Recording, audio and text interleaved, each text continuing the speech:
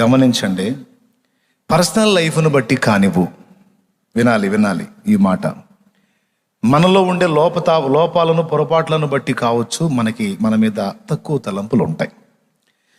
కొన్నిసార్లు మనలో అంత తెలివి తేటలు లేకపోతే కూడా మన మీద తృణీకార భావం ఉంటుంది. మన వాళ్ళకు ఉంటుంది, మనకు కూడా ఉంటుంది. చాలామంది వెధవల్ని చూశాను కానీ రేయ్ నీలాంటి వెధవని ఇంతవరకు చూడలా అని మనోళ్ళు అనొచ్చు. ఒక్కోసారి నీవు పిచ్చి పనులు చేసుకొని నెత్తికి తెచ్చుకొని నిన్ను గురించి నువ్వే అనుకోవచ్చు. నేను ఎదవల్ని చూశాను కానీ నా అలాంటి ఎదవని ఎప్పుడూ చూడలేదు. ఏందన్నా అంత మాట అనుకున్నావు అంటే మరి ఎదవ పని కాకపోతే ఏంది ఇది? అవతల వాళ్ళు ఎంత తెలివితేటలతో బతుకుతున్నారు. నా పిచ్చితనం ఏంది, నా దరిద్రం, నా వెధవతనం ఇది, నా అసమర్థత అని మనల్ని మనం తృణీకరించుకునే అనుభవం మనకు లేదా? నేను ఒట్టి తిక్కలదాన్ని, అరబంధురాల్ని, లేకపోతే నేను ఒక వెర్రిదాన్ని, నేను ఒక పిచ్చిదాన్ని అని ఎప్పుడు అనిపించలేదా నీకు? అనిపిస్తే చేయొద్దు. నాకంత తెలివి లేదు, నాకంత జ్ఞానం లేదు అని నీకు ఎప్పుడు అనిపించలేదా? ఇతరులతో పోల్చుకున్నప్పుడు నువ్వు తక్కువగా ఎప్పుడు కనపడలేదా? మరి చెయ్యి ఎత్తవే, దీనికి ఎత్తొచ్చు చెయ్యి. నీకు ఎప్పుడు అనిపించలేదా? అది చురుగ్గా ఉండండి. ప్రభువుకు స్తోత్రం చెప్పండి. హల్లెలూయా. చాలాసార్లు అనిపించి ఉండొచ్చు. మన దృష్టికి మనం జ్ఞానహీనులం కనపడవచ్చు, తెలివితేటలు లేని వారిగా కనపడవచ్చు, అపవిత్రులంగా కనపడవచ్చు. మనుషుల దృష్టిలో మనం ఎన్నిక చేయదగిన వారముగా కనబడకపోవచ్చు. కానీ దేవుడు నిన్ను నన్ను అందరిలాగే చూస్తున్నాడా? నిన్ను నువ్వు చూసుకున్నట్టే, మనుషులు నిన్ను చూసినట్టే దేవుడు అట్లనే చూస్తున్నాడా? నిన్ను దేవుడు అంత వెధవనుకుంటే, అంత వెధవరాలు అనుకుంటే, అంత పనికిమాలినోడు అనుకుంటే, పనికిమాలింది అనుకుంటే, ఎన్న తగనిది అనుకుంటే, వ్యర్థమైనది అనుకుంటే నీకోసం ప్రాణం ఎందుకు పెడతాడు? ఇప్పుడు నీ దృష్టికి నువ్వు అట్లా ఉండొచ్చు సార్, మేడం,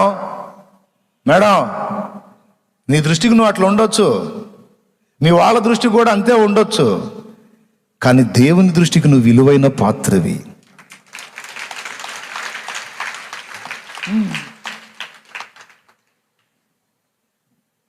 ఆయన నిన్ను అందరిలాగా చూడట్లా. నీ ఫ్యామిలీ నిన్ను రెస్పెక్ట్ చేయదు. ఒక సామాన్యపు అధికారి దగ్గరికి నువ్వు వెళ్తే గేటు తీరు నీకు. కానీ నువ్వు వెళ్ళి మోకాళ్ళ మీద కూర్చుంటే పరలోక సింహాసనం మీద కూర్చున్నట్టు దిగి నీ దగ్గరికి వస్తాడు.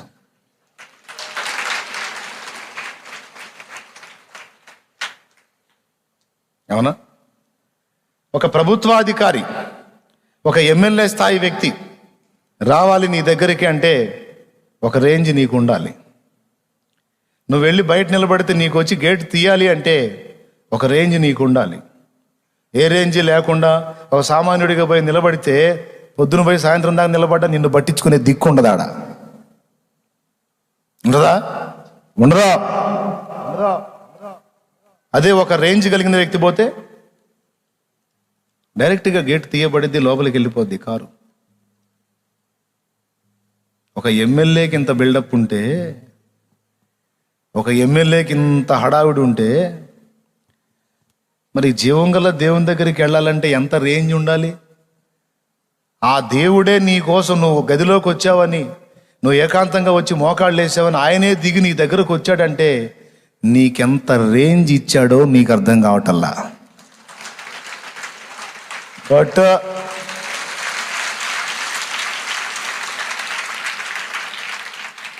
నేనేమన్నా మునగ చెట్లు ఎక్కిస్తున్నానా? మరి ఎందుకు నాకెళ్ళి అనుమానంగా చూస్తున్నారు? ఆహా, ఏం ఎక్కిస్తున్నావు అన్నట్లు ఎక్కిస్తున్నానా? ఉన్నదే చెబుతున్నానా? చెప్పండి నాతో ఫ్రీగా. ఉన్నదే చెబుతున్నానా లేదా మునగ చెట్లు ఎక్కిస్తున్నానా? మరి ఆయన ఎక్కడ? ఇక్కడున్న ఎమ్మెల్యేలు, ఎంపీలు, మంత్రులు, ముఖ్యమంత్రులు వీళ్ళందరూ ఎక్కడ?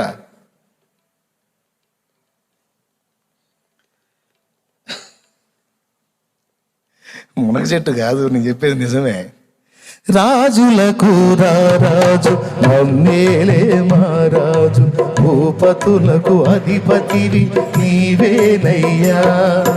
రాజులకు రారాజు మమ్మేలే మహారాజు, భూపతులకు అధిపతివి నీవేనయ్యా. నీకు సాధ్యము కానిది లేదు, నిన్ను మించిన పెన్నిది లేదు. నీకు సాధ్యము కానిది లేదు, నిన్ను మించిన పెన్నిది లేదు. కించుమా విజ్ఞాపనకు చెవినీయుమా, విన్నపాలు ఆలకించుమా. విజ్ఞాపనకు చెవినీయుమా. విడుదల కోరి నిన్ను వేడుచున్నాను, విడుదల కోరి నిన్ను వేడుచున్నాను. నీ సన్నిధిలో సాగిలపడి ఉన్నాను, నీ సన్నిధిలో సాగిలపడి ఉన్నాను. విన్నపాలు ఆలకించుమా. నా విజ్ఞాపనకు చెవినీయుమా. దేవునికి మహిమ. కొంతమంది నిన్ను అనొచ్చు, ఏం బతుకురా నీది, నెత్తి మీద రూపాయి పెడితే దమ్మిడికి జలతా నువ్వు అనుండొచ్చు. నిన్ను కూడా అట్లా అనుండొచ్చు. నువ్వు కూడా నిజమేలే అనుకోవచ్చు. నిజమేగా, మరి మన దగ్గర ఏముందని, మన బతుకు అంతేగా అని నువ్వు కూడా అనుకుంటుండొచ్చు. కానీ దేవుని దృష్టిలో నువ్వు అలాగున్నావా? ఎంత విలువైన పాత్రవో నువ్వు ఆయనకి. ఆయన ఏమంటాడో తెలుసా? ప్రభువా నేను అలాగా, నేను ఇలాగా అని నిన్ను నువ్వు అనుకుంటుంటే ఆయన నిన్ను దగ్గరకు లాక్కొని ముద్దు పెట్టుకొని, నా బంగారు కొండవరా నువ్వు, ఎవడరా నిన్న ఆ మాట అంది కదవా, నా బంగారు తల్లివా నువ్వు, చక్కగా దగ్గర తీసుకొని నుదుటను ముద్దాడి, నా బంగారు కొండవమ్మా నువ్వు, ఈ చేతులతో చెక్కుకున్నాను నిన్ను, ఈ చేతులతో చేసుకున్నాను. ఎవడో వెధవ అన్న మాటకి నువ్వు ఎందుకు అట్లా బాధపడతావు? అసలు నిన్ను గురించి నువ్వెందుకు అట్లా అనుకుంటున్నావు? లేదు లేదు, నా హృదయంలో నీకు స్థానం ఉంది. ఎవడో పట్టించుకుంటే అంత, పట్టించుకోపోతే అంత, ఎవడో లక్ష్య పెడితే అంత, లక్ష్య పెట్టకపోతే అంత. ఏడిశారు, నా గుండెల్లో నీకు స్థానం ఉంది నా బిడ్డ అంటాడు ఆయన. ఇంకేం కావాలి నీకు? గుర్తింపు దొరకాల్సిన దగ్గర నీకు గుర్తింపు దొరికింది. ఇంకా ఈ లోకంలో గుర్తింపు లేకపోతే మాత్రం నష్టం ఏంటంట? ఏమంట? ఇక చింత లేదు. కానీ మనుషులు అట్ట చూడరే. మీకందరికీ నేను ఎలాగున్నా, ఒకసారి ఒక స్టోరీ చెప్పాడు సొలొమోన్ అన్న, గుర్తుందా? బహిరంగ సభ ఒకటి, పెద్ద సభ ఎట్లనే జరుగుతూ ఉంటే ఇక్కడి నుంచి ఈ ఉమ్మి గారత, జుట్టంతా చింపిరిగా దష్టు కొట్టుకుపోయి, ఏమండి ఒక షార్ట్ లాంటిది ఒకటి వేసుకొని, చినిగిపోయిన షర్ట్ వేసుకొని అసహ్యంగా ఉన్న ఒక వ్యక్తి వచ్చి, మైక్ ఇవ్వా నేను మాట్లాడతా అంటున్నాడు. ఆ పాటలు పాడుతున్నారు, ప్రసంగికుడు ఇంకా రాలేదు, ఆయన రావటం లేట్ అవుతుంది, వీళ్ళేమో పాటలు పెంచి పాడుతూ ఉన్నారు. ఆయన వచ్చిన దాకా పాడిందే పాడి, ఇతను వచ్చి అంటాడు, నాకు మైక్ ఇవ్వండి, నేను 2 మాటలు యేసయ్య గురించి చెప్తా అంటాడు. వీడెవడరా బాబు, నువ్వు పోరా నాయనా, నీ అవతారం నువ్వు కంపు కొడుతుంది అంటే, కాదు 2 మాటలు మాట్లాడిస్తే నేను పోతా, లేకపోతే నేను పోనని ముందుకేసాడు. విసిగిస్తున్నాడు. ఆ చూసేవాళ్ళకి చిరాకు పెట్టారే, బాబు తగలబెట్టండి రా నాయన, వాడు ఏం చెబుతాడో చెప్పనేయండి, ఆ చెప్పి పోతాడుగా కానివ్వండి అన్న. సరే రారా బాబురా, నువ్వు నీ అవతారం, నీ ఉమ్మి, నీ జుట్టు, రా చెప్పు అని మైక్ ఇచ్చారు. మైక్ తీసుకున్న అతను అన్నాడు, నా జుట్టు, నా గడ్డం, నా బలహీనత, నా వస్త్రాలు దుర్గంధ భరితుడున్నాయి, హేయంగా ఉండి మీరందరూ మెచ్చుకోవటానికి ఏమీ లేదు కదా నా దగ్గర, చాలా అసహ్యంగా ఉన్నా కదా, చాలా బలహీనంగా ఉన్నా కదా, చాలా దుర్గంధపూరితంగా ఉన్నా కదా, మీరు నన్ను తాకేదాన్ని కూడా ఇష్టపడరు కదా. నాకు కూడా తెలుసా సంగతి, నేను ఇలా ఉన్నానని. కానీ మీకు తెలియని సంగతి ఒకటి తెలుసా, నేను చెప్తా. మీకు తెలియని సంగతి ఒకటి నేను చెప్తా, ఏంటంటే నా ప్రభు ఇలాంటి వాడినైనా నా కోసం కూడా ప్రాణం పెట్టాడు. నా కోసం కూడా. మీరెవ్వరు నన్ను ఇష్టపడరో, మీరెవ్వరు నన్ను ప్రేమించరో, మీరెవ్వరు నన్ను తాకరో, మీరెవ్వరు గొప్పగా చెప్పడానికి నా దగ్గర ఏమీ లేదు. కానీ యేసయ్య నా కోసం కూడా ప్రాణం పెట్టాడు. మీరెవ్వరూ ప్రేమించకపోయినా నా యేసు నన్ను ప్రేమిస్తున్నాడు. ఈ మాటతో కూర్చున్న వాళ్ళ గుండె పగిలిపోయింది. ఇంకా ప్రసంగీకుడు లేదు, ఇంకో గీకుడు లేదు. ఆయనే మాట్లాడాలని మొదలు పెట్టారు. చెప్పాడు వాక్యం. ఫస్ట్ మాటకి గుండె పగలగొట్టాడు కదా, ఇంకేముంది. అంటే మనుషుల దృష్టి ఎలా ఉంటుందో, మనిషికి తన దృష్టికి తాను ఏమనుకుంటాడో అనే విషయాలు చెప్తూ ఈ పాయింట్ అందించాను. తనకే దృష్టి ఉంది, ఆ ఎదటోళ్ళు ఏమనుకుంటున్నారో, తన గురించి తానేమనుకుంటున్నాడో కాదు, తన విషయంలో ప్రభు ఎలాంటి ఆలోచన కలిగి ఉన్నాడో గుర్తుపట్టాడు. వాడు ధన్యుడో. కృంగిపోడో, నిరాశపడడో, నిరుత్సాహపడడో, ఆయన ప్రేమను బట్టి కుమిలి కుమిలి ఏడుస్తాడు. ఎంత ప్రేమ! నేను ఎవ్వరికీ నచ్చను కదయ్యా, నేను ఎవ్వరికీ ఇష్టం లేదు కదయ్యా, నీకెట్లా నచ్చాను? నీకెట్లా నచ్చాను? నీకెలా ఇష్టమయ్యాను? అప్పుడు యేసయ్య అంటాడు, నేను నిన్ను చేసుకున్నాను రా, నిన్ను సృష్టించుకున్నాను, నిన్ను గురించి ఆలోచించి కావాలనుకుని నిన్ను నా చేతులతోనే నిర్మించుకున్నాను రా. వాడెవ్వడికి పట్టకపోయినా నువ్వు నాకెంతో విలువైన పాత్రవిరా అంటాడు ఆయన. అందుకే నీ కోసం నా కోసం కూడా వచ్చి ఆయన అరికాలు మొదలు నడినెత్తి వరకు నిలువెల్ల గాయపరచబడి ఆయన నెత్తురంతా ధారపోశాడు.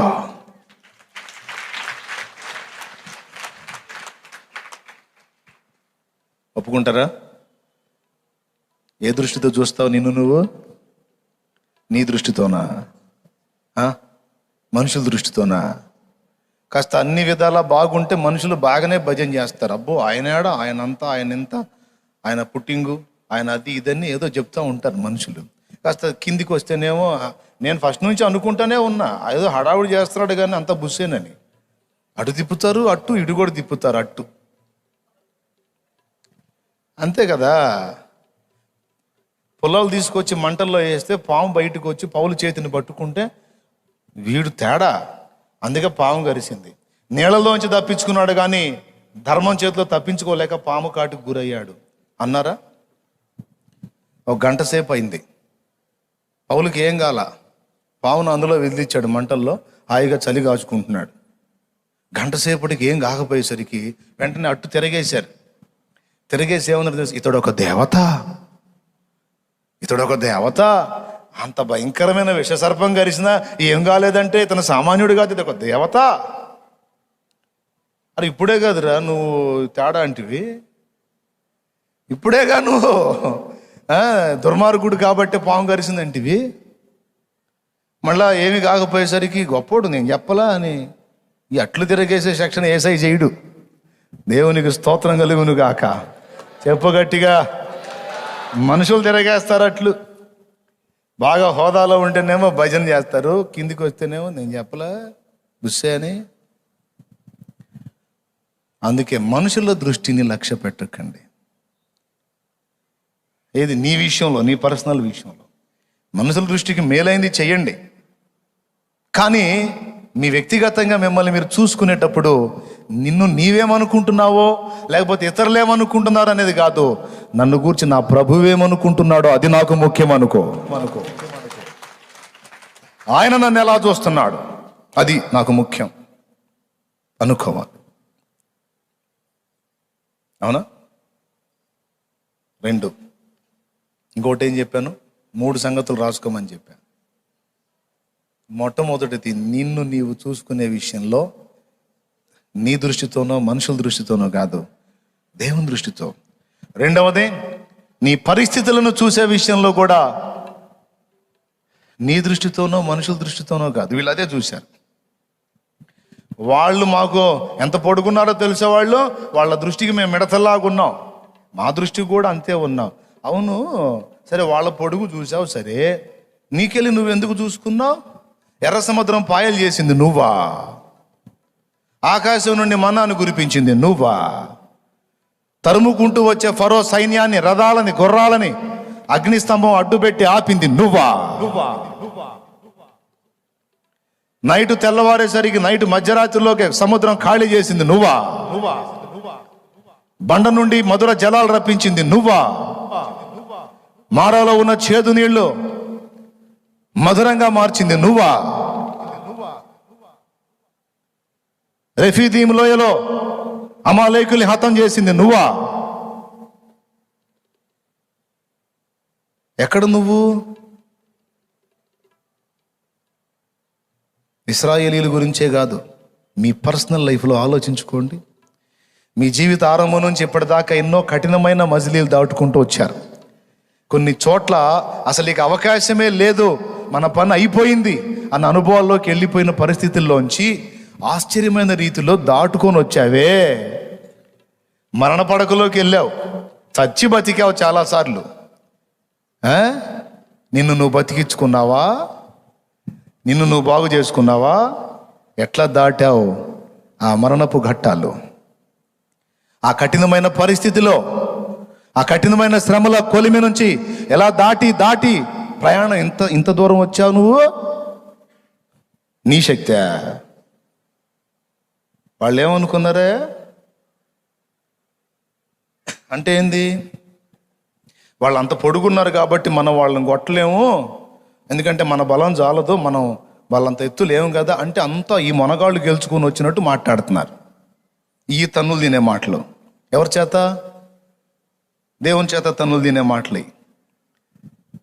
ఇంతకాలం దాటించుకొచ్చిన వాడు ప్రభువే, ఇక ముందు దాటించేవాడు కూడా ప్రభువే. సుడిగుండాల్లో చిక్కుకుపోయావు, చిత్రంగా చేయి అందించి బయటికి లాగాడు. లేకపోతే ఆ స్టార్టింగ్లోనే నీ చరిత్ర అయిపోయేది. అన్నిట్లో కాపాడబడి అన్ని విషయాల్లో ఒడ్డెక్కి ఇప్పుడేమో అన్ని నువ్వే డీల్ చేసేటట్టు మాట్లాడుతున్నావు. ఏమనాలి నిన్ను? దేవుని బాధ అది. అప్పటిదాకానేమో దేవుని అండ పట్టుకొని ప్రయాణం చేసి అక్కడికి వచ్చి వాళ్ళు ఓన్గా డీల్ చేసినట్టు మాట్లాడా. అలా చూడటం వల్ల వాళ్ళకే నష్టం, దేవునికేమో నష్టం లేదు. ఒరే బాబు, పరిస్థితులైనా, ప్రతికూల పరిస్థితులైనా మీరు మీ దృష్టితో చూస్తే చస్తారు. ఎంతటి పరిస్థితులైనా నా దృష్టితో చూడటం నేర్చుకోండి, అప్పుడు బయటపడతారు. హల్లెలూయా. మీ దగ్గర ఏమైనా ఉందా అంటే 5 రొట్టెలు 2 చేపలు ప్రభు దగ్గరికి చిన్నోడు తీసుకొస్తే వాడి దృష్టి ఏంటో తెలుసా? నా చేతిలో ఉన్న 5 రొట్టెలు 2 చేపలు నాకే చాలవు, ఇంతమందికి ఏం సరిపోతాయి? కానీ ఇవి యేసయ్య ఆశీర్వదించి విరిచాడంటే అందరికీ వస్తాయి. అది వాడి దృష్టి. వాడు రొట్టెల్ని వాడు ఆలోచనతో చూసుకోవాలా. ఇవి నేను యేసయ్యకి ఇస్తే వీటిని అనేక మందికి ఆయనే పంచి పెడతాడని యేసు కోణంలో నుంచి వాటిని చూస్తే అన్ని అందరికీ కడుపు నిండంగా 12 గంపలు మిగిలి కనపడింది. హల్లెలూయా, హల్లెలూయా. ప్రతి పరిస్థితుల్లోనూ ఆ కోణమే మనం గుర్తుపెట్టుకోవాలి. మన ఎదుట జటిలమైన పరిస్థితులు ఎన్నో ఎదురవుతూ ఉంటాయి, గుర్తుపెట్టుకోండి. మనకు ఒక సుఖవంతమైన ప్రయాణం వాగ్దానం చేయబడలా, అద్భుతమైన గమ్యము వాగ్దానం చేశాడు. ప్రయాణమేమో అగచాట్ల మారి ప్రయాణం, గమ్యమేమో సూపర్ పరలోకం. లోకస్తులకేమో ప్రయాణం సూపర్, గమ్యం మాత్రం అగ్నిగుండం. మీకేది కావాలి? ప్రయాణం సుఖంగా ఉండి అగ్నిగుండం కావాలా? లేకపోతే కాస్త అగచాట్ల మారి ప్రయాణం అయినా కనీసం ముగింపు అన్నా కాస్త ప్రశాంతంగా ఉండే ముగింపు కావాలి అంటారా? ఏది కావాలో కోరుకోండి. మీరు ఏది కోరుకుంటే అది నేను మీకు ఇచ్చేటట్టు ప్రార్థన చేస్తాను. ఏం కావాలి మీకు? సుఖవంతమైన ప్రయాణం కావాలా? అద్భుతమైన గమ్యం కావాలా? అద్భుతమైన గమ్యమే కావాలన్నా, అగచాట్లు మారి ప్రయాణమైనా పర్వాలేదు అంటే చేతులు ఎత్తండి. అందరికి అర్థమైంది. దేవునికి స్తోత్రం, హల్లెలూయా. అట్లా కాదు, ప్రయాణం సుఖంగా ఉండాలి, పోతే పోయే అగ్నిగుండానికి అంటే అట్లా కూడా చేయొత్తండి, నేను ప్రార్థన చేస్తాను. నిద్రపోయేవాడు కూడా ఎత్తడు. ఇప్పుడు నరకానికి ఎవడు కోరుకుంటాడు? అవును. ఈ జీవన గమనంలో, ఈ జీవన యాత్రలో మనం నిత్య జీవానికి చేరు పర్యంతము ఈ భూమి మీద బతికే బతుకంతట్లో కూడా విలాసవంతమైన ప్రయాణం మనకు వాగ్దానం చేయలే. కష్టాల బాటలోనే ప్రయాణం. కాబట్టి ఇప్పుడుదా కొన్ని సమస్యలతో నలిగారు, కొంచెం ప్రశాంతత వచ్చి ఉండొచ్చు. కానీ ఒక మాట చెప్పనా, ఈ ప్రశాంతత ఇక బావరికి స్థిరంగా ఉంటుంది అనుకుంటున్నావా? కొద్ది రోజుల్లో మళ్ళీ ఒకటి అడ్డు వస్తుంది, ఆ తర్వాత మళ్ళీ కొంచెం ప్రయాణం మళ్ళీ ఒకటి అడ్డు వస్తుంది. ఇట్లా వరుసగా ఎదుర్కొంటానే వెళ్ళాలి. అయితే ఎన్ని ఎదురొచ్చినా నీ దృష్టితోనో మనుషుల దృష్టితోనో చూస్తే అవి అంతే ఉంటాయి. మరి ఏ దృష్టితో చూడాలి? గొలియాతుని దావీదు చూసావా? ఆ దృష్టి. అంతమంది సైన్యం, అందరికంటే పొడుగు రాజు సౌలు సైతం పోయి గుడారంలో కూర్చుంటే దావీదు సౌలు కంటే ఎత్తు తక్కువ, కానీ గొలియాతును చూసి వీడెంత, నాకు అవకాశం ఇస్తే వేసేస్తాను. ఏం చూసుకోనరా నీకు ఆ దమ్ము అని అనుండొచ్చు అన్నయ్యలో. అప్పుడు దావీదు సమాధానం ఏంది? వెర్రి మోకాళ్ళారా, నన్ను చూసుకొని కాదు, మిమ్మల్ని చూసుకొని కాదు, మరి ఎవరిని చూసుకొని అంటే సైన్యములకు అధిపతి యెహోవా, ఆయన చూసి ఏం చూసుకోనరా నీ దమ్ము, మేము లేకపోతే నీ గతి ఏమైందో తెలుసా? పిల్లలకి పెళ్ళి ఎట్ట చేస్తావో చూస్తాం. ఆ మతం వాళ్ళు వచ్చి చేస్తారంట్రా. కులం కావాలి, బంధువర్గం కావాలి. నీకేం అర్థం కావట్లా అమ్మాయి, పెద్ద ఎగురుకుంటా పోతున్నావు. పిల్లలకి పెళ్ళిళ్ళు ఎట్ట చేస్తా? నీ గతి భయంకరంగా ఉంటుంది, మేము అడుగు కూడా పెట్టాం. అప్పుడు బెండ్ అయ్యే వాళ్ళు ఏమంటారండి? లేదు అలా అనకండి బావగారు, అలా అనకండి మరిది గారు, మేము వెళ్ళట్లా, ఇప్పుడు మానేశాం. వద్దు మనకెందుకు, ఇప్పుడు యేసుప్రభుని వద్దంటలా నేను, ఆయన కూడా దేవుడే, మనసులో పెట్టుకో. మాంసం తింటున్నావు, ఎముకలు మెడలో వేసుకోం కదా, వేసుకుంటావా? కాబట్టి ఏదన్నా ఉంటే మనసులో అయ్యా ప్రభు స్వామి అనుకో, ఇంట్లో కూర్చోని, అంతేగాని ఏదో అట్లా వెళ్తే అట్లా పిల్లల పెళ్ళిళ్ళు కావద్దు అంటే ఇక బెండు బ్యాచ్ మొత్తం బెండ్ అయిపోతారన్నమాట. మళ్ళీ మనం కనపడడానికి ఏంటమ్మా కనపడలేదంటే వస్తాంలే అన్నయ్య, కుదరట్లేదు అన్నయ్య, ఏదో నాకు వేసే మాటలు చెప్తారు, వాళ్ళ దైవ సేవకులకి చెప్తారు. ఏం చెప్పాలా వాళ్ళకి?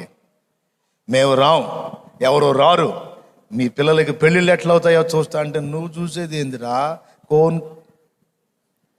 వద్దులేగా. దేవునికి స్తోత్రం, హల్లెలూయా. కోన్ కిస్కా అంటారు కదండి, నువ్వు చూసేది ఏందిరా? నా దేవుడు జీవం గల దేవుడు. వదిలేయండి, మొత్తం వదిలేస్తే ఏమైంది? వదిలేయండి. బతకనీడా, చంపుతాడా, సస్తాం అవసరం అయితే. నా దేవుడు సర్వశక్తి గల దేవుడు. మీరు మొత్తం ఏకమై నన్ను వెలివేసిన నా దేవుణ్ణి వదిలే ప్రసక్తే లేదు. మాటలు కాదు, రేపు సస్తే పారేసే దిక్కు కూడా ఉండదు. మీరు పారేసేది ఏందిరా? నన్ను పిలిచినవాడు నమ్మదగిన వాడు, నన్ను సృష్టించిన వాడు, తన రక్తంతో నన్ను గడిగిన వాడు, నేను చస్తే నా శవాన్ని పక్కకు తీసేయటానికి చేతగాని వాడు కాదు, పొండ్రా. ఈరోజు కొంతమందికి సత్యం తెలిసి కూడా ఏ కారణం చేత రక్షణలోకి రాలేదో తెలుసా?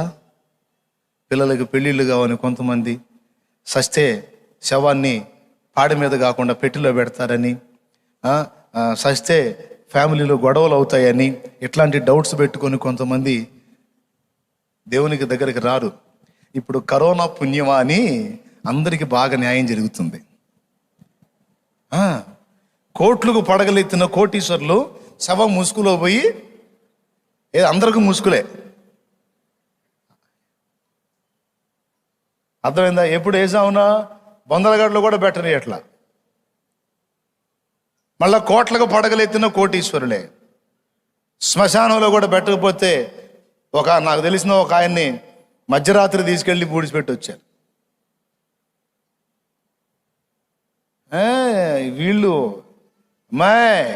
సస్తే నలుగురు రావాలి, ఏ కార్యానికైనా నలుగురు రావాలి. ఇప్పుడు వచ్చారు నలుగురు. ఏ నలుగురు అయ్యా? వచ్చారు పాపం కిట్లేసి వచ్చి పట్టుకొని కాళ్ళు పట్టుకొని గుంటలోకి.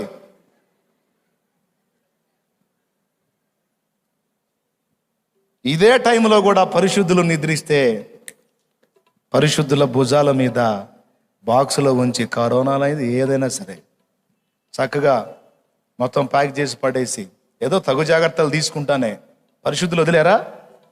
భుజాల మీద మోసుకొని తీసుకెళ్ళి పూడ్చిపెట్టి వచ్చాడు. దేవుడు అన్యాయస్తుడు గాడు. ఆయన్ని నమ్ముకొని ఆయన కోసం నిరీక్షిస్తే నీ బిడ్డలకి పెళ్ళి ఆయన చేస్తాడు. కొద్దిగా ఓర్చుకోవాలి. ఎందుకు మరి చేయట్లేదు ఏంది? నా తపన తీర్చట్లేదు ఏందంటే తీరిద్ది, మంచిది ఇద్దామని ఆగాడు. నీకేమో దడ ఎక్కువ. ఏదో ఒకటంటే కానీ మరి దేవునికి స్తోత్రం కలుగును గాక. హల్లెలూయా. అన్యాయం చేస్తాడా? మోసం చేస్తాడా? నీకు బెదిరించే వాళ్ళు చేస్తారు మోసం. ఇప్పుడు రమ్మని ఏ బంధువునా మరి కరోనా పేషెంట్ దగ్గరికి దమ్ముంటే సై రమ్మని. అంతకుముందు కదిలిస్తే పిలిచినా పిలవపోయినా బాగున్నారా అనుకుంటూ వచ్చి జ్వరపడేవాళ్ళు ఇప్పుడు ఆ ఇంట్లో కరోనా పేషెంట్ ఉన్నాడంటే అవతల బజార్లో గుండా పోతున్నారు. ఎక్కడా? కానీ దేవుని బిడ్డలు, దేవుని ప్రేమ, తగు జాగ్రత్తలు తీసుకుంటానే సహోదరులను భద్రపరిచి కాపాడుకునే పరిస్థితి.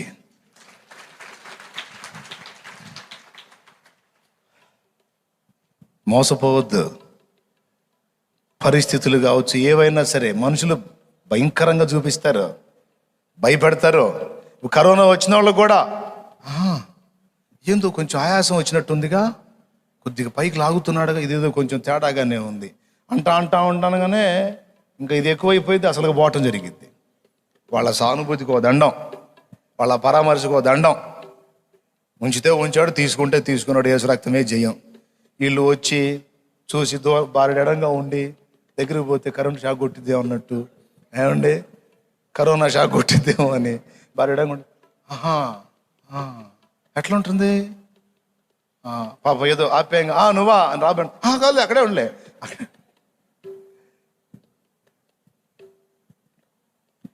ప్రియులారా, దేవుడు మన పరిస్థితులన్నిటినీ ఆయన కోణంలో నుంచి చూడాలి. లోకం మొత్తానికి గొప్పదైంది, నా దేవునికి గొప్పది కాదు, ఆఖరికి కరోనాతో సహా. హల్లెలూయా.